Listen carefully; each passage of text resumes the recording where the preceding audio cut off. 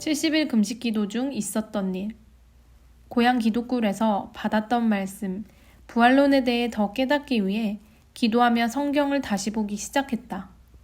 그런데 밥 먹고 기도만 하다 보니 먹을 것도 입을 것도 다 떨어지고 말았다. 때는 73년 1월 1일부터였다. 그때는 겨울이라 산천이 다 얼고 내가 머물던 곳도 냉방이었다. 그곳에서 수십 번을 죽었다 깨어났다 반복하였다. 나중엔 나도 모르게 거리로 기어나와 500m가량 떨어진 큰형 집으로 갔다. 집을 겨우 찾아 문을 열고 들어가니 아침밥을 먹고 치우려고 상을 물려놓고 있었는데 남은 밥이 보였다. 형은 너 어디 아프냐? 어디서 무엇을 하느냐? 지금도 그 집에서 살고 있느냐? 하고 꼬치꼬치 물었다. 큰형은 내 배고픈 심정을 모르고 내 속만 긁어댔다.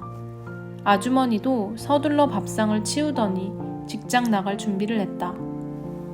그때 방바닥에 있던 2살 된 막내 조카가 갑자기 기침을 하며 두어 번 캑캑거리더니 숨을 못 쉬고 호흡곤란 증상을 보였다. 목구멍에 뭔가 걸렸다는 것을 직감으로 알아차렸다. 힘주어 등을 몇 번 쳤더니 조카 입에서 피덩이 같은 게 튀어나왔다. 알고 보니 바닥에 떨어진 넥타이 핀을 아이가 모르고 집어삼킨 것이다. 아주머니는 큰형을 향해 앞으로 조심 좀 해요 라고 한마디 하고 두 사람이 다투는 소리를 듣다가 나는 밥 한 술 얻어먹지 못한 채 평생 형님 집에 오지 않겠다 라고 혀를 깨물며 결심하고 그 집에서 허둥지둥 나왔다. 힘이 없으니 반은 기어서 골목길 담벼락을 붙잡고 걸어 나와야 했다. 그래도 한편으로는 조카를 죽음의 위기에서 살려놓은 것을 천만다행으로 여기며 생명을 구원해주신 하나님께 감사했다. 나는 밥을 먹든 못 먹든 어디를 가든 구원의 일을 해야 하는 사람인가 생각되기도 했다. 구멍가게에 빵을 한 박스 쌓아놓고 파는 것이 보였다. 그것을 집어먹고 싶었지만 양심상 손이 가지를 않아 못 먹고 말았다.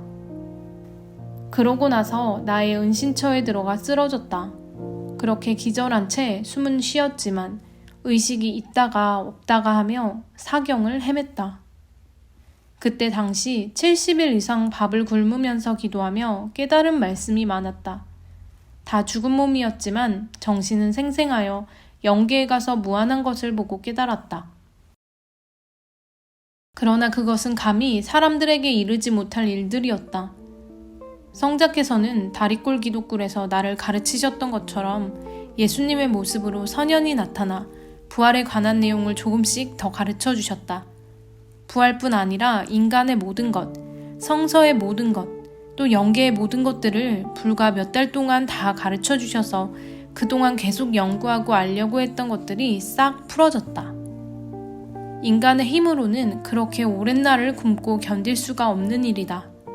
이 기간 내내 하나님이 나를 붙잡고 함께 하신 것이다. 20여 년쯤 지나 큰형에게 지난날 겪었던 일을 이야기하다. 그때 내가 피골상접해 찾아갔을 때 왜 밥 한술 뜨라는 말도 안 했어요? 라고 섭섭해하며 물었다.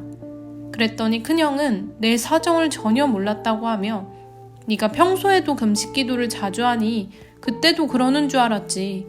금식기도 하는 사람에게 밥 먹으라고 하면 놀리는 것밖에 더 되냐? 그래서 밥 먹다 말고 밥상을 바로 치운 거다 라고 대답했다. 당시 하나님이 뜻을 두고 나를 그렇게 이끄신 것임을 더욱 확실히 깨닫게 되었다. 또 사람은 말하지 않으면 모르는구나.